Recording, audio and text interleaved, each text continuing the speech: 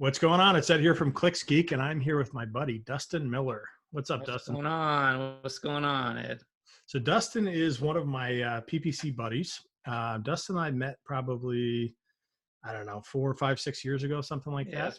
Something like that. Yeah. It's been a minute. Yeah. So we just started chatting about PPC life and agency life, and we struck up a friendship. So we, whenever we want to gripe about a client or chat about a good month or a good story, I reach out to my buddy here, Dustin. So Dustin, give people a little bit of background about who you are, what you do, a little bit of context.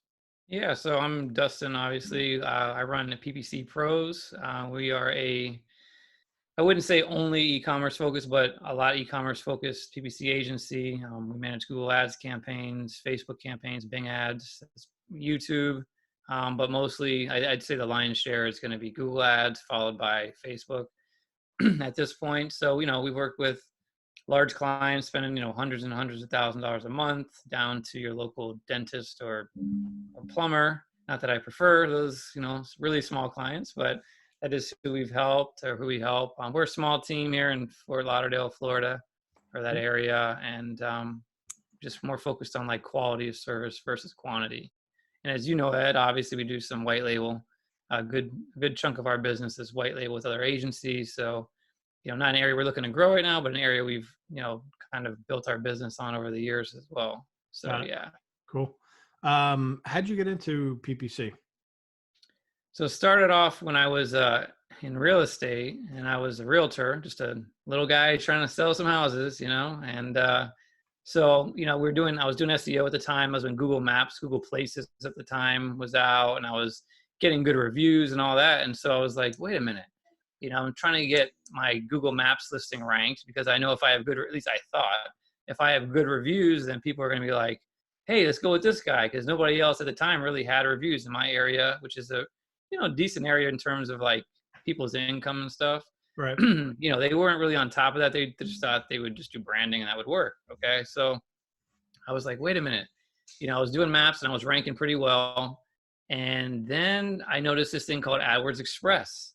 And the only reason why I liked it is because my 5 stars, my little 5 stars showed up in the ad. So I was like, this is great. I could just pay for this. I don't have to worry about, I was already paying for the SEO anyway and doing a bit myself. Mm-hmm. I'm like, if I just pay for it, it'll come up all the time. And it's exactly what I did. And I was getting calls. It's like, this is freaking awesome. And I didn't know how to track conversions.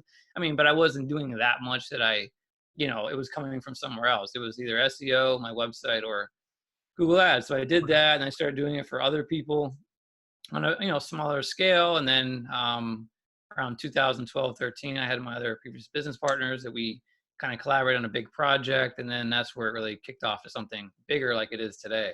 Got it. And that's basically how it works. So I was drinking my own Kool-Aid, man. I was seeing the benefits of Google Ads and just and grew from there, and kind of really enjoyed the process of taking something that was like, I guess, nothing or needed help, and just getting it from the right people. And how do you optimize it? I'm kind of a nerd like that. I like to look at numbers and put everything in a little box, and it's a little bit annoying, my wife will say, but that's basically my personality and why I kind of got into this game. Sure. Okay. So being that you started it yourself and became an expert at it, what is something you would tell someone brand new to Google Ads, a new business owner or a business owner that wants to start using Google Ads? What is stuff that they should know so that they have the right expectations going into it? Well, I'd say, first of all, you want to make sure you have, I guess if you're like a new business in general, that would be one conversation, right? You want to prove that you can actually sell your product or service. That would be first. Right. But if you're a business that is a business, you have customers, but you're looking at getting Google Ads in the beginning, I would say, mind your numbers, know what they are. If you don't really know, if you have organic rankings and you're getting organic traffic, look at your conversion rate from that traffic, because a lot of times it'll be very similar to what you can expect with pay-per-click, just because they're both search-based, so you can expect similar trends.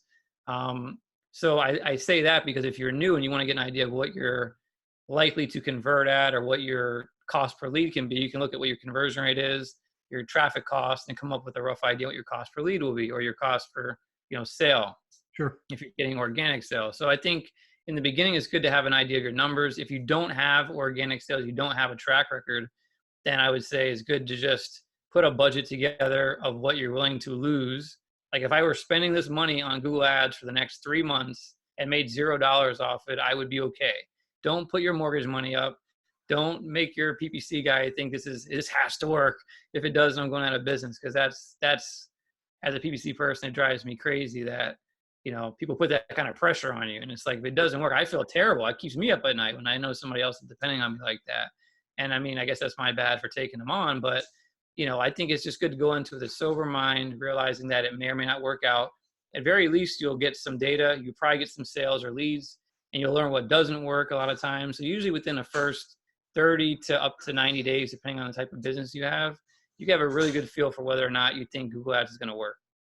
The other part of that is the conversion side of things, which for e-commerce is always, I wouldn't say always, but a lot of times a challenge is making sure you have a website optimized to convert, you have a value proposition in your marketplace. If you're an existing business that has customers already, you probably already have that. Right. But if you're, again, a newer business, you're starting out and you haven't done digital advertising, then making sure you have a value proposition. When somebody's doing a search for whether it be a lawyer or a custom purse that you're selling online, and there's 20 other people who offer the same thing, why should they click on your ad? Why? And if they do click on your ad and now you just paid for them, how do we get them to become a lead or buy something, or at least, get on your email list or do something like that, right? So I think walking through that process and making sure things are congruent makes sense, and you have a bit of an angle on your market where you can, do well, and hopefully you have something that nobody else can offer and a great value proposition. But if you don't, you can still make it work. It's just typically you're not in a really competitive space. I don't think it works quite as well when you don't have some outlier, some kind of, value prop or competitive advantage. That's just my opinion. Okay. What should businesses be spending on Google Ads in your opinion? Yeah, it's a great question. I don't know. I mean, well, if they're new, again, I just said, come up with an idea of what you can lose and not lose sleep at night over. Yep. But I would say for like any local business, I'm not talking about like personal injury where like the clicks are $100, right? I mean, that could be different. But for most other kind of local businesses, I would think somewhere between the $1,500 to $3,000 range is probably a good start. Yep. It might need to be more, might need to be less. I'm not talking about doing 50 locations or anything. I'm talking about a single location business. Yep. It's probably reasonable for e-commerce. You could even get into e-commerce like that as well if you're not in some big generic niche. Like if you're just marketing for people looking for jewelry, that ain't going to work. I mean, you'll get $3,000 worth of traffic, but it's probably not enough to really, move the needle. I mean, I guess, traffic is cheaper in that respect. So maybe you can get a little bit more data, but I don't think it's a good long-term plan unless you have a really like tight niche. Now we do have clients that spend in the e-commerce niche, a couple of $1,000 a month, and they make it work, right? Sometimes it's just because if we try to scale with them, we lose ROI and we have to kind of like keep it really small. But I mean, we have clients that spend $50,000 a month, $100,000 a month, right? I mean, there's no real cap. It's just like their comfort level usually, and how much can you grow and keep profitability without losing that, right? That's basically, so I didn't really answer your question. I think this, probably $1,500 to $3,000 for local business. That's good. A small e-commerce store could start there, but I would say like, this is the funny thing that you asked this question. People ask it all the time. Here's 2 things I've learned for everybody watching. One is whenever clients ask me, can you please tell me what a budget is? How big is the market? How much traffic is out there? 95% of the time, no matter what number I tell them, they already have a number in mind. I could tell them there's $100,000 worth of traffic. Do they buy it? No. They say, well, I only have $5,000. So why the heck did I just spend all this time going after looking at these keywords to give you a number when you had a number, right? So that's just a rant. The other thing is based on ROI, in my opinion. Like, spend as much as you can within an ROI. So, normally, like, it might take 30 days, 60 days, 90 days to know what's going on, mostly for e-commerce, usually a lot faster for local businesses, right, in terms of an ROI, because you're testing things out. You got shopping, you've got marketing, you've got all these different things. Maybe we're tweaking the website a little bit or the value prop or something. But if you're hitting whatever your target is, your break even or better target, then keep spending money, because all you're going to do is, I mean, as long as, again, you're not losing money, you don't have a production issue, you don't have some kind of bottleneck in the system, then you want to spend as much as you can. I mean, there's no reason not to, right? That's what people want to do. They want to make as much money as they can. That's why we're here. Right. So I would say start off with a budget again. E-commerce, maybe 3 grand, 4 grand. You can go bigger if you want. That's perfectly fine. I know for us, we don't just look to spend a budget when we have one if we don't hit targets. So somebody can give me a $10,000 budget. If we spend the first 2,500 and we're not really making any money, or 2 grand or whatever, I'm going to be like calling this guy up or email him saying, hey, look, I don't think we should spend 10 grand this month. Let's taper it down. So if you have that kind of an approach, you can spend, you can have a big number, but start off with a small chunk, kind of work through that and chip away and, just grow as much as you can. So it's a little bit more of an art than a science, I think. Absolutely. So let me ask you a question on the e-commerce front. You mentioned something earlier about spend as much as you possibly can.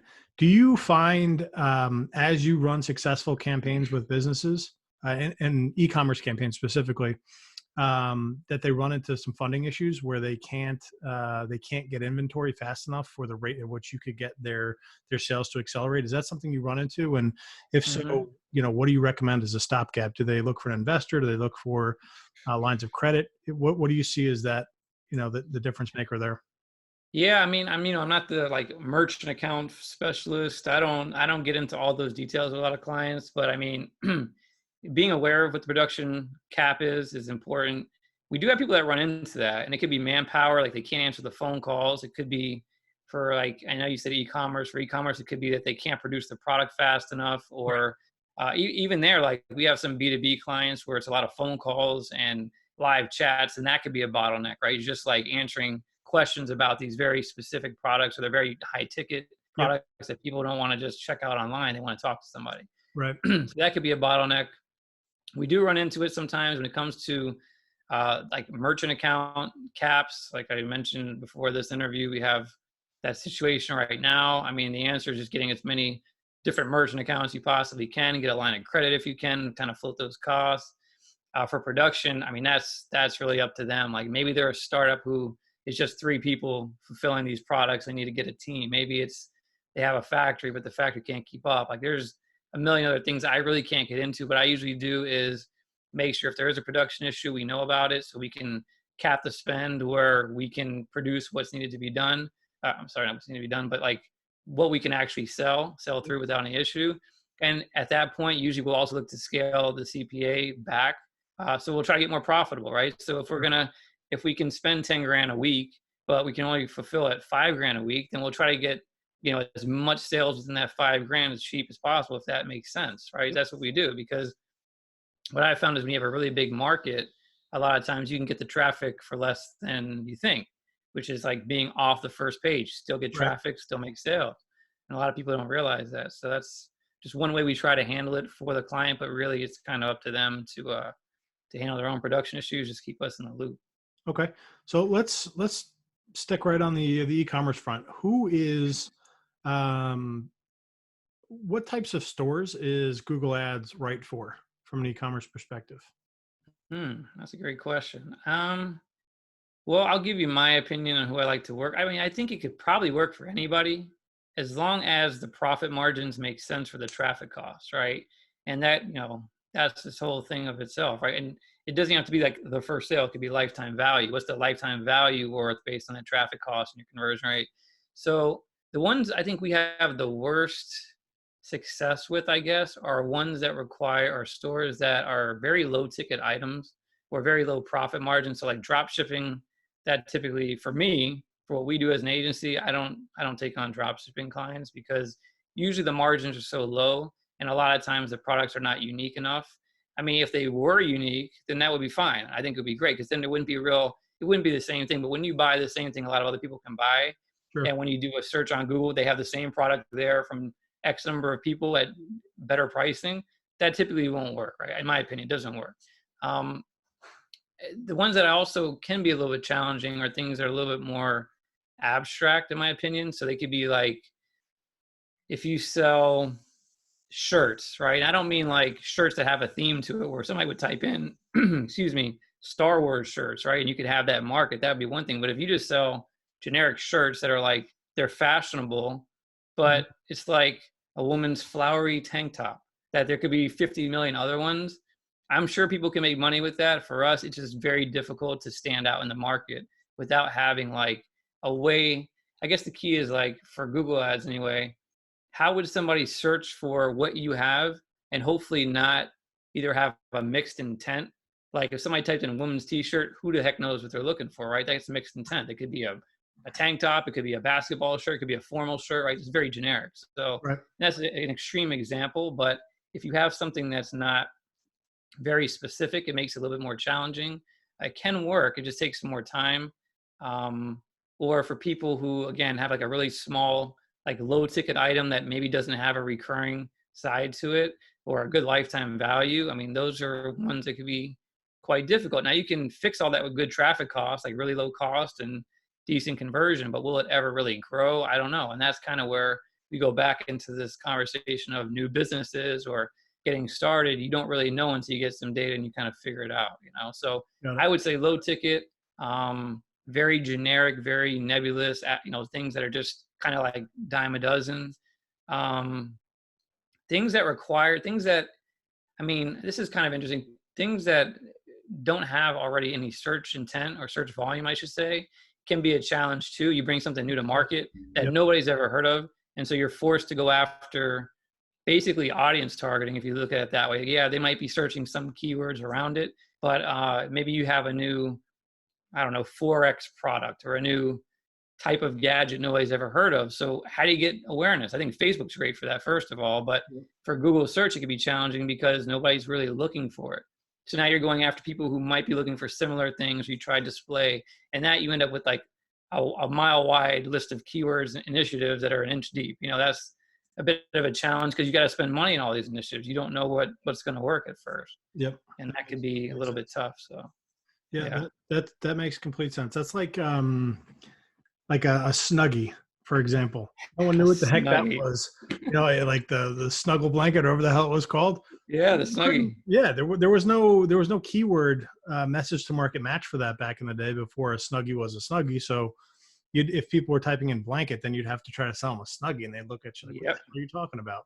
So I could definitely see YouTube or Facebook being a better play for that. And certainly, obviously, they crushed it with TV because, you know, you can do that same style of advertising you could on, say, Facebook or YouTube. So talk to me about message market match versus going more broad on the keywords. Like, you know, like give me an I hinted at it with like the shirt example. But like walk through the importance of going further down the funnel or steps down the funnel to get towards the buying intent rather than staying broad.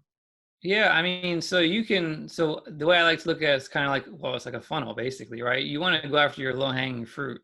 So especially if you're starting off with a limited budget, you're not sure what will work, start with what makes the most sense, people with intent. If you sell e-commerce products and you're a retailer for like a particular brand, like let's say you sell Nike shoes, and you know you bid on the Nike model shoe that you want, Nike, you know, Air Force One, you know, white or something like that, right? That's your best chance of getting a sale because nobody's going to look that specific if they didn't have some reason to look that way, right? They're probably not doing it for fun. Maybe they want to buy the shoes, they want to check out the pricing, right? So I think in terms of the keywords and like intent, it's really important to start as specific as you can and then work backwards. Now, I find that typically your more specific keywords cost the most, right? But that's also because there's value there. Where the broad keywords might be a lot cheaper, you might get a lot of traffic, but if they don't turn into sales, then we got a problem. So, I mean, to me, I think what we try to do is go after the most specific thing we can that describes either a product or a service or an individual that does a service, like a professional, like a lawyer or whatever, and then work backwards, right? And typically, for a lot of clients, once you start working back too far, they don't really want to go any further. They don't really want to spend money on branding or awareness. I'm not saying none do. Some of them, they see the value in it, but it's very hard. Sometimes they're just looking at the transactional part of it, or, you know, a few month timeline where somebody's searching for, if we're talking about the Nike shoes, you know, most comfortable basketball shoes, right? They might be looking to buy another pair for a few months or something like that. And so maybe, first of all, you don't have attribution because you've only got a 90-day window on your Google Ads pixel. You've got 2 years in Google Analytics, so you can look there, but it's kind of hard to like see, did this actually produce anything for us, and going backwards. So I feel like, and I don't know if I'm answering your question, but I feel like going after the most specific thing you can, making sure our ads are speaking to that exact thing as well, and going to a page, you know, either a product page or a category page, we're talking about e-commerce, that defines this product, either filtered already or whatever, is the most beneficial way to do it. Like, you can go after something really generic, but I feel like you just lose that way. I mean, it takes more time, it's more work to do it the more granular way. And I'm not saying if you have 1,000 products, you have to have 1,000 ad groups, right? You probably could get away with having category level ad groups, and then, maybe use a dynamic search ad campaign or use ad customizer or something like that Yep. to kind of get the ad copy right and take them to the same page. But I think it's worth doing. I mean, that's how we started off. Actually, starting off with working on really big accounts, we kind of overkilled it. We actually went so segmented and scagged everything and match type campaigns and everything. It just, it worked really well at the time, but not for small people. And then as Google has changed over the last few years, it actually, I feel like they penalize you for doing it. And now being a little bit more, consolidating your keywords, not making them scags, works a little bit better. If it's high traffic, that's another story. But I'm just talking about, like, normal size local business accounts, or, local size e-commerce accounts where you don't have, tons and tons of traffic around a single term. Right. So, that's how I see it. Now, I don't know if I answered your question about the message market match. No, you do. We believe the same thing on the lead gen side of it, that message to market match is king, and you want to show them the keyword with an ad that talks about it to a landing page that talks about it, as push them down that funnel and hit message to market match as best you can, get them in front of what they were thinking in their head, and it makes it a lot easier. If you start diverting off to other things, conversions get all wonky, it gets messy. So yeah, definitely agree with that. Yeah. Talk to me on the e-commerce front. What should someone expect with a new Google Ads campaign? Like, how does the process work? How does the ramp up work? What type of time frame, are you looking at? And then to answer the age-old question of, like, what's my acquisition cost going to be? Yeah. How does it all work on the e-commerce front? Yeah. So, I mean, I could speak to how it works for us, obviously. What to expect. I would expect, again, at least a month or two of data gathering. Again, you might make sales be profitable from the first day. We've had it happen plenty of times, but more often than not, with a new account, that's not how you're going to start off, unless you've got exceptional margins, or you're the only person selling something, or some other, like, really great advantage. So I would say expect that. In terms of what to expect with setup, I know for us, we take about a week or so to get, campaigns built out, whether that's a new Google Shopping, a Merchant Center account that, for shopping, conversion tracking set up, getting our ads together, getting our keywords worked on, making sure, we look at the website that we have the best chance of conversion. Mm-hmm. If we're doing lead gen, sometimes we're using landing pages that we build. Sometimes we're using the clients or their website. Depends on, again, how does that look? Does it look like it will convert well? Okay, great. I'm a big believer in getting a baseline. So, like, and this is only because I run an agency and I like to, cover my butt with people's complaints. And I've learned a lot over the years that, sometimes it's good to kind of see where they are. And if they don't have a baseline, let's get a baseline. If you think your website was doing X, but you're not sure, fine. Let's start with your website. Let's let it run for a few weeks or a month, see what we're getting. And then we'll iterate to a landing page or to a new design or something, but to figure out where we are starting from, right? Because here's the thing: if you start with a great landing page, and this is just speaking as an agency owner, but with a great landing page, let's say for lead gen or for e-commerce, a new design, and you really don't know what you brought to the table for that client. You really don't know, like, that page right there might have taken them from what they would have had with their website at a 5% conversion rate to a 20% conversion rate. For e-commerce, maybe it's 2% to 4% or something like that. Or maybe we're paying less for the traffic because now the page has the right keywords on it, a good user experience, whatever.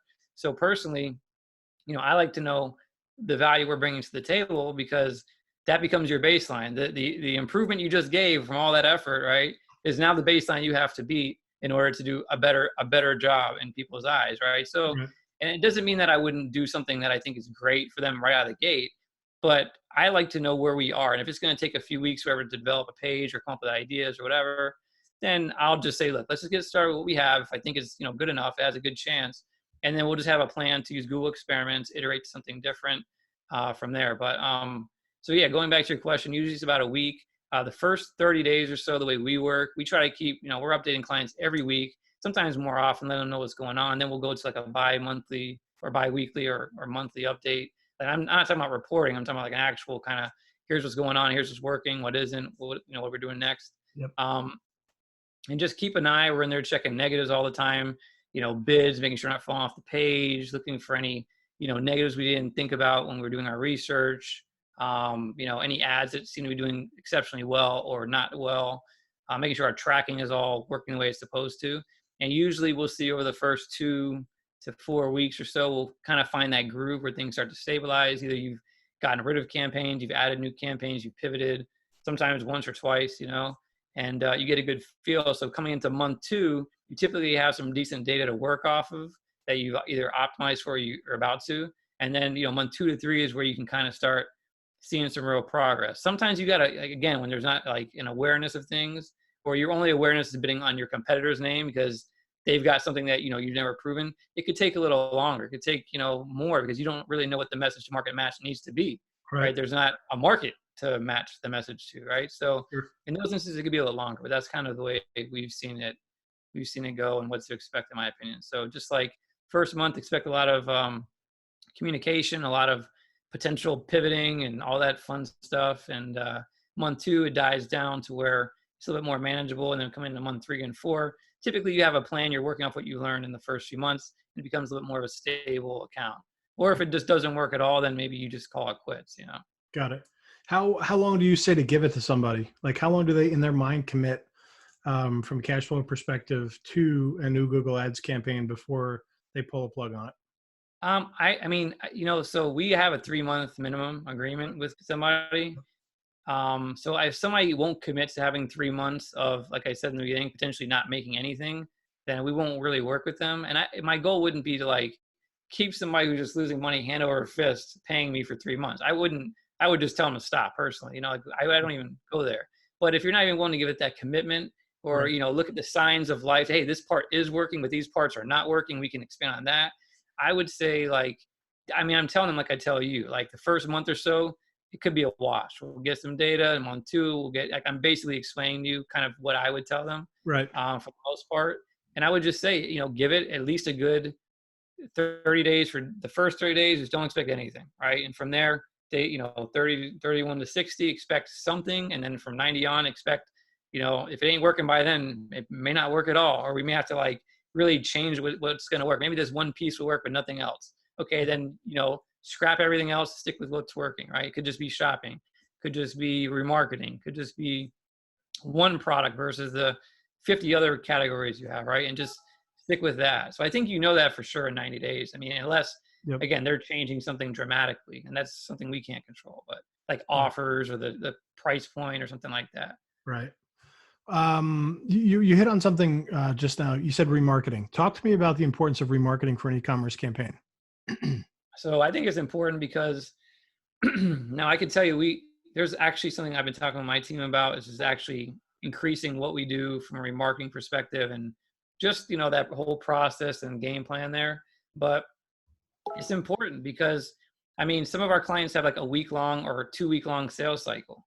So if the average sales cycle takes 2 weeks, thinking that your one ad that they clicked on could be a week ago, that they're going to remember you. They might, and sometimes they do, but they don't always remember you. Sometimes people get busy. This happens to me. I run PPC ads. I see remarketing. I say, oh crap, I forgot to buy that. It happens, right? So you're just helping them out. It's the least expensive way to do it on Google, because you're only paying per click. So you can get 250,000 impressions and only get 100 clicks. You're only paying for 100 clicks. Right. And Facebook's a little bit different. You're paying a CPM typically. Right. And of course, this is all based on a CPM if you think about the cost for the click. But I feel like, it's very important. And I think even doing multiple channels, like if you're just doing Google ads, you don't really think Facebook will work well. I think even just doing remarketing in Facebook is a no-brainer because, again, it's not a huge cost campaign typically. Right. It almost always has a positive ROI. Of course, Facebook has their tricks, right? They have their one-day view default conversion. So where if you have a brand and people just happen to see your ad, they're already going to buy without clicking, they're taking credit for that. You have to kind of factor that in, which a lot of people don't talk about. But even without that factored in, you can see some pretty good results with just having a fairly decent remarketing campaign. And so we, typically who we target, like obviously people who have abandoned carts, a no-brainer. We also target purchasers, right? People who have bought before because they might buy again. A lot of people exclude purchasers, and it might make sense if your product doesn't warrant another purchase anytime soon. But if it's Sure. like retail, clothing, or stuff like that, why not show them an ad? Why not give them a special offer that they can use up to, a certain period of time, and try to get them back into the funnel. We also do obviously website visitors, people who added product to cart. Yep. Yeah, I'm trying to think of any other one to come to mind off the top of my head. Similar to, we don't do a lot with, had very poor results, except in a few instances with similar to, which is Google's lookalike audience way of doing things. Yep. So I don't know why that is. I would think Google would have a lot more information on people, just because they've been at it a lot longer, and I don't know, they're in everything. But I mean, Facebook lookalikes do a lot better than Google similar to from what we've done, and I don't know why that is, but it's something we don't typically. I know it's more display than anything, but still, in terms of remarketing, dynamic remarketing, we also will do sometimes. The only downside of dynamic is that the ads just suck, man. They look like crap. If you ever seen a dynamic remarketing ad, it's like my 21-year-old son did it. Like, Right. just threw some stuff together. I mean, it looks terrible, and the clients don't like it either. They're like, is this an ad you guys create? I'm like, no, it's dynamic. I mean, it has its benefits. You're showing people a relevant product, what they just searched, but Right. the dynamic format in Google anyway just looks like crap. So I'm not a huge fan of it, honestly. Right. Okay. Let's talk about YouTube. What types of clients are you using YouTube ads for? So YouTube, we don't do as much with, but it would be people that it works really well for people who have like a course or some kind of a lead generation model. I mean, just for me personally, I think it works a little bit harder for e-commerce unless there's like a product that needs to be explained better and you have some really good video assets. So the biggest challenge I have with clients on YouTube is getting the right video to show the right ad, something that will work. They usually give you like a commercial.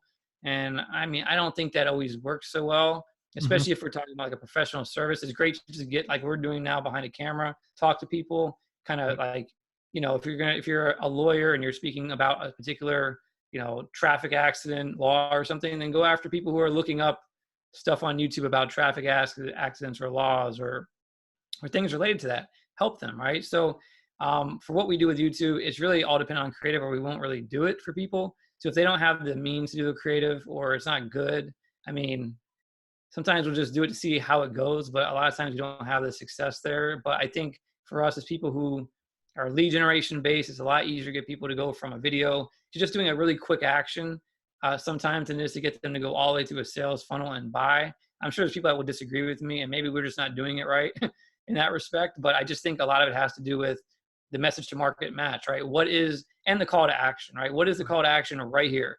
If we can get an opt-in, great. We can work on building that relationship through email, through whatever, messenger, whatever we're using, and build that over time versus having to get them back.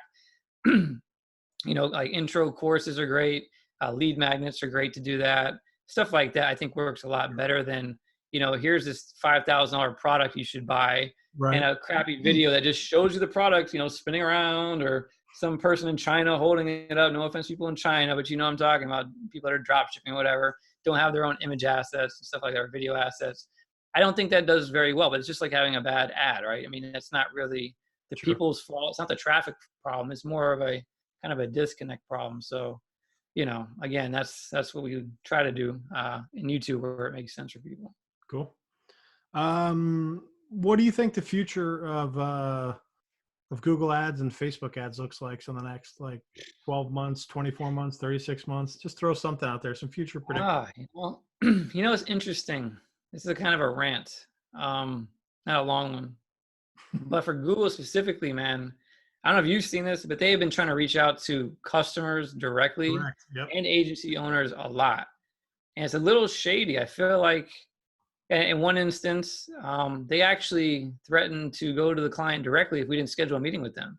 Yep. Like, who does that? All the time. I don't do stuff like that, and I don't think Google knows that particular individual did that either. Oh, I get that a lot. It's shocking. Oh, you do? Okay. So maybe Google, guys that are aggressive and assholes, and you're just like, yeah. I'm a Google partner. What are you doing? Yeah. Someone I work with. Why do I need to do this right now? What is the point?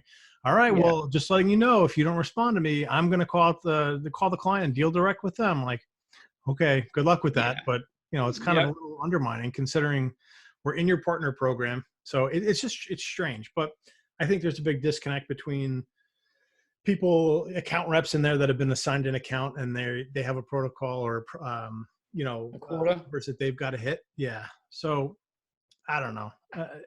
I've seen what you're talking about though, and it's definitely weird and concerning for sure. Yeah, I mean, I wonder, like, are they going to try to cut out agencies at some point? I mean, is that the game plan? Because I feel like they have all the tools. They think they have the tools to do it. I don't know if it'll ever come to fruition in that Right. respect, but who knows? Maybe they limit who can manage accounts. I mean, we don't know where it will go, right? But Yeah. I feel like they are trying to build up that side of things. And but the good news is, like, all it would take is a month or two, and the advice they give typically sucks. So as soon as that happens, like, they're going to lose a ton of advertisers because they're going to be like, well, I was doing better than my old guy was doing. Now I'm forced to work with you guys, and it sucks, right? Because the inverse happens all the time. They work with Google on a campaign, it Yep. didn't work. They come with us, and we make it work, right? So, I mean, I don't feel like it's a thing where it's going to come overnight and take over everything right away. But I mean, I could see it moving more towards simplifying the process and not having a middle person, being us, agencies involved. Yep. I also see them going with like smart shopping campaigns for a lot of our clients do really well. There's nothing you really do there. I mean, you have to make sure you have the right products, right targeting and things like that in terms of ROI and all that. But realistically speaking, they've taken away a lot of the control, and which is why sometimes we don't use it, because we have to get some control with some clients. But so I see them moving a lot more automated. I would say that's improved a lot too. Their bidding strategies, all that has improved. A Yep. couple of years ago, 3 years ago, we never even used really any of their automated bidding because it almost never did as good as we could do manual. Yep. But over the last few years, that's changed completely. I mean, we still do manual bidding for some people, and we always start a new campaign Yep. with manual bidding, and then we use that as a baseline to test split test bid strategies with. Right. But I see them going like basically a little bit more like AI. Facebook, I think, is a similar thing. I think they're, conversion optimization. I don't mean like conversion rate optimization, but their ability to optimize for conversions is done really well, even Yep. for almost seemingly insignificant amounts of data you give them, like a Right. small list of people. Yep. I think they do a fairly decent job. The lookalikes do really well. I think they need to jack up their support and get that thing going a lot better. Their support is horrible. I mean, Yep. actually, I talked to a really nice person the other day. I shouldn't say that, but typically speaking, like the help you get when you run into an issue is horrible. The whole banning of ads accounts is ridiculous. Yeah. I mean, it That's happens like every week. It's ridiculous. I've So, seen that a I lot mean, recently with Google too, where they'll get suspicious payment methods and yeah, the account will be brand new. And I'm like, the account's brand new. I don't get it, but there's yeah. some sort of hair trigger in there that they're hitting, and I don't exactly know what it is that's causing it, but it's a pain in the ass. So we've dealt with that Yeah. probably more in the last 90 days than we had in the past 5 years. It could be the COVID-19 thing too, and maybe leading a lot more to automation. So Yeah, like that's that's just true. flagging Yeah. stuff automatically, and where people Yep. wouldn't probably pass it through or review Yep. it first. Could Yep. be that. I mean, I think Facebook's definitely increased their amount of ad disapprovals or business manager disabling since this Right. whole thing started. Maybe for the same reason. I don't know. I've had a couple disabled just in the last few weeks. I reached out to them, they reinstated them. There was no issue. I mean, Right. I had an ad account for a client that got a bunch of ads disapproved. We just resubmit them exactly as is. It went through. I Right. mean, like, well, why? Like, what's the problem here? So Right. I don't know. I think that's something, but I think in terms of where it goes, I mean, you see the Google Guarantee program. What's that? Lead gen for businesses, right? Will that roll out to other businesses? I don't know. Is there a place for agencies in that? Not really. I mean, I know there's ways we could figure out how to make that I work. know people that charge to manage them, and it's See just what I'm saying? Yeah. You see, you got to figure it out. I'm just saying, me personally, I don't do it, but I'm sure there's a way. People still want help. They don't have to deal with it, right? So you can yeah. still do something, but I don't think it'll be the same exact thing we're doing today, right? It's Right. not going to be as in depth. Right. So I My don't know. I take just on see it it going less. is the Google side of it is, um, it's like back in the day, you wouldn't have let the newspaper write the ad for you. And here you have way more data, way more analytics to back up stuff.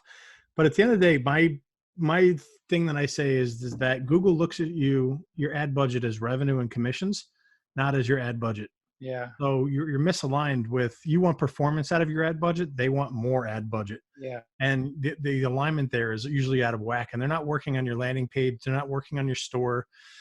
So they're missing a big piece of the puzzle if they're not actually taking on those assets and tweaking them. So I think there's room always, not always, but hopefully always, for an agency to be in there to some degree. I don't think that's going to happen anytime soon, but I think that's what they're trying to do with the AI stuff, the AI bid strategies that they're rolling out, the optimizations, the recommendations tab that they make you select unless you Oh go in yeah. and And now unselect. your optimization score, you can't hide it. Yep. They Yep. make you look at your optimization score so your clients see it. And it Yep. looks like you have a bad report card and your parents are going to yell at you. Yep. Like, yeah. Yep. Yeah. Yep. But the thing is, honestly, if, here's my personal belief. If they can do a better job with bid strategies than I can, let them do it. All for It's it. less Yeah. work for us too. Yep. Like, I mean, the client wins, we win, Google wins. I mean, everybody Yep. wins, right? So if they can do a better job with a lot of this stuff, I'm perfectly fine having them do it. Yep. I can't do a better job with Facebook's conversion conversion optimization with their algorithm to find the right people. I don't have the time for that. Nobody does, right? They've got Yep. too much data. So if they can do something better, I'm all for it, because honestly, we add more value by doing the higher level stuff, like the whole funnel Yep. or the conversion side of things, right? How do we get things to convert better? And it's not just colors on a landing page. We're talking about the entire process. Like, does it Yep. make sense to even go this route? Should we even be offering this thing? Should we be Yep. offering something else? Like, it's just bigger stuff. I feel like it's more, you're going to move the needle a lot more than some of this other stuff. And we know we can move the needle with bid strategies and with keywords and all that, sure. But the approach and the whole overarching thing can be a lot more valuable to a business. So Right. if they can take on the busy work that, we don't need to do, then I'm Sure. happy to let them do that. But Sure. I don't think they're going to do the research process well. Ad copy, I highly doubt they're ever going to get that to the point where they might give you some good suggestions, but I don't think they're ever going to know, like, be able to understand that. Yep. Like landing pages, where they should go and what should be on them, I don't think so. So if they can handle some of the stuff with like the best settings, some of the best bid strategies and all that, then that's great. That saves us some time. We can focus on the more important stuff. What's Yep. working, what isn't, what can we improve here? So Right. I'm all for it. High five Google and Facebook if you guys want to make it Please easier. do. Just Yeah. That'd be just awesome. know you're not going to get it all. Right. Right. This is a bit of a controversial question. What do you think has more click fraud, the Google network or the Facebook network? I think Google Display has the most, in my opinion, for sure, and apps probably even Mm, more. So 100% rough. that. But I know with Facebook, what's strange? Like for the search network, I mean, click fraud being like competitors clicking. Obviously, I wouldn't hold Yep. anybody against that. I think Google Yep. does a fairly good job about Yep. weeding it out. We use ClickSees for other clients, Yep. but they actually do. You can see like the invalid click rate and Yep. stuff in Google, so they give you some transparency there. I think that's great. Um, but in terms of like actual like traffic not being good, the one thing with Facebook that kills me is the lead ads, man. I mean, and I don't know, like there's settings where you can do like higher intent or more volume, which is basically like people actually confirming that they're submitting their information, being able to change it versus just clicking Right. a button and it's getting sent through. And just the number of people we've run lead ads for that the person 5 minutes later does not remember filling out a form, does not know why you're calling, does not know who you are, remembers nothing, never responds, is amazing to me. That we had that And issue who big benefits time. from that? Yeah. What's that? We had that massive issue on the display network. We're like, wait, it was you. It's your information. Like you gave it to me. How do I have your name, email, and phone then if it wasn't you 30 seconds ago? It wasn't me. And I don't understand that. I don't understand who makes money in that equation. It's odd. Well, with Google Display, I can understand why that would happen. With Facebook, I can't. Right. And this is why, because Facebook is the platform the ads are being served on. That's their users. For Yep. display, people put up these sites to run AdSense on all day long. And how do they get you to make sure your ad stays on their website? Yep. Conversions, right? So they do all these fake leads. How do they get are they going and buying people's data and then? Yeah, they're just scraping stuff. These are hackers, man. These are people that they can scrape data. They can do fake name generators. They can whatever they want. Go to the phone book. You download the white pages for all they care, right? I mean, Right. I'm sure it's more sophisticated than that in some cases, but where they could just have people that sit around in other parts of the world that get paid to just fill out leads and whatever. They get paid $5 a day. The site makes $50 a day or whatever. I don't know. Like I'm not into that side, but I can see where, because there's a third party involved now, somebody benefiting from that person coming back to that site, it would make sense for that to happen. But in Facebook, I just don't get it, because either they're just doing it themselves, they're automating it, or like I just don't get it to where people would have no idea, like within minutes. I know we're like an ADD society, but we're not that bad at this We're point. not I that. don't think. Yeah. Like, come on, a breast dog ad, and you fill out this lead form, and you don't remember you need a breast dog, or you thought about one 5 minutes ago. Come on, how does that happen? So, I feel like Google Display and the apps are the worst, just because of what I just described. People that have an app that, like for example, on the apps, you get points or you get another life. My wife plays games on her phone, and she gets more points for watching a video or for clicking on an ad, right? That's the kind of traffic you're getting, right? So in that respect, is that fraudulent? Not really, but it's not what Quality. I'm expecting as an advertiser either, right? I don't want that stuff. I want Yeah. somebody who decided to click on my ad or actually should be seeing it. So Yeah, you definitely want to turn off app ads in YouTube and the display network for sure. We've burned through some stuff, gotten picked up in some bot networks, and all of a sudden just ruined display lists, like really nice quality display lists that we couldn't use anymore because it ended up on a bot network somehow, or a bot list, and all of a sudden, we put out a budget and the whole budget's gone in 15 minutes. We're like, what the fuck? You petition for Google and it's just a slow process, but they say they'll say they'll weed out the list, but then it never gets weeded out. We run into the same problem over and over again. So that's frustrating when you burn a list like that. Yeah, now you can't turn off apps anymore. You have to go in and add app exclusions, which is like 130 different check boxes you got to click to exclude, which drives me crazy. It takes like 15 minutes. We create a master list, but before you used to uncheck it. Now you can't do that. Now you have to literally go in there and do app exclusions. And then the thing with YouTube, the nursery rhyme videos that constantly get views and the toy reviews. It doesn't matter what client. We're running freaking student loan financing YouTube ads. And in our where your ad showed list, there's Ryan's toy review, there's nursery rhyme channels, there's I'm like, how? Like, why are we even showing here? Like, it doesn't make any sense. I get maybe the parents could be in market or something, right? But it's just amazing to me how many toy reviews, and they never have good stats, by the way.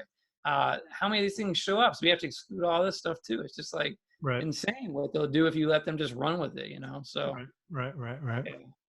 All right. So now that we're both done on the shitting on Google and Facebook tirade, give me all right. We have 5 questions left. This is the last Google question. Give me your favorite thing about Google ads. I like the search intent. If we're talking about search intent, Google Shopping, Google Search, the fact that I can match somebody looking for something at that moment to what I have. Like, that's the best thing about it, in my opinion. I 100% agree. Last 4 questions. This is our final 4. What is the last book that you read? The last book, does it count? Does audio books count? Yeah, that works. I'm in the middle of one now. It's called Never Split the Difference. Great book. Ross. Yeah. The one I had before that was, I just finished it. I had one by Jocko Willink that was it Absolute Ownership or Extreme? Something like that. Extreme Ownership. Extreme Ownership. Yeah. I don't know why I forget the book. Somebody told me about the book and they told me the wrong name. And then I learned it was the right name. And then I went back to it. But if I check here, what's the other one? He's a intense fella. He's a badass. Yeah, I like that. But you know what? He's like, well, he was a Navy SEAL. My son's a Marine. So I hear that and it's like pretty cool. And there was another one. I was in scientific advertising, the Claude Hopkins book recently, but I mean, it wasn't bad. It just, for an audiobook, I think it needs to be read and not. Yeah. It's a little bit tough to like hear it. I don't think so. There's that, but I think Never Split the Difference is so far so good. I've only been in it. I just got it 2 days ago, so it's a good book. So far, I enjoy that. What is your favorite book? All-time favorite book? Bible, the Bible, 100%, man. Right here, ready to go. Very nice. Great author, by the way. Third question. What's the best advice you've ever gotten, and who gave it to you? Oh gosh, that's a good one. The best advice. Gosh, that's like one to put me on the spot. I don't know, man. I don't know the best advice. I could tell me the person who gave me some of my best advice was my grandfather before he passed. And he was just a simple guy. I mean, he was just like, I mean, we're he's Italian. I'm Italian. He's from New York. He always was joking, always was funny. But I don't know if it was like one thing he said. It was just the way he kind of lived. It was more like, he was just a guy that didn't have a lot of needs. He didn't need a lot. He's always trying to help people. Always trying to like, be the life of the party, not in an obnoxious, sometimes in an obnoxious way, but just in a funny, like really loving way. He cared about his family. So I think that would probably be like the person. And I don't think it's like he ever said, you got to be like me. You know, it was Right. just more the way he was that By impacted me. And he would example. put family first. He'd always kind of tell me, oh, family's everything. So, to us, everything. Yep. Just, Yep. always take care of family. So I guess that would be something I could say. And Sure. unfortunately, I'm kind of a workaholic, which is a little bit of a hypocritical thing to say. I still love my family, but I do work a lot. So I'm still working on living up to Sure. simplifying my life for that reason. But Got it. Okay. Last question is, if you could go back in time and talk to your 20-year-old self, what advice would you give yourself? 20 years old, I would say start online marketing right now. Start learning Google Ads like right now if I had to do it. And also probably what I just said is like, Yeah, you'd be retired right now if you were doing yeah, that. I would love to be, yeah, that would be great. But no, that and just like family first. And I would just Yep. like do a better job than I've done over the last, because I'm going to be 40 this year. So that's like 20 years ago, Yep. half my life ago. Holy crap, I'm getting old. Yep. So I would probably just be like, don't waste so much time working, chasing stuff, and of course build it, whatever, but try to put it in this place and have time with your family. Don't miss important times. I mean, you have a young family, you know how it is. My kids are adults now, even though I don't look like it, but so they're like, I've already I wouldn't say I've already missed a lot of it, but I do, there's things I wish I could have done more, and Yep. you can never get it back. So just spend that time with that. I would tell myself that. Awesome. Well, thank you very much for your time today, Yeah, Dustin. man. It was good It's been chatting fun. with you, buddy. All Absolutely. right. Listen, how do people get a hold of you? What's the best way to find you? I guess you can go to our website. Well, it depends what it's for. You can go on, we're on YouTube, the Yep. PPC Pros. Our website is ppcpros.co. I couldn't get the .com version. I mean, those are probably the best ways. I mean, Okay. not random phone calls, please. Not none of that stuff. Text messages. People Got that it. are like, my campaign on Yeah. text message. No, it doesn't work. So Got don't it. do that stuff. Yep. Yep. Yep. Okay. So ppcpros.co and PPC Pros on YouTube. Just look them up. Yeah, That's it. Dustin, thank you very much for your time today. man. Good chatting with you. I'm glad we had a chance to Awesome. connect. All right, Absolutely. man.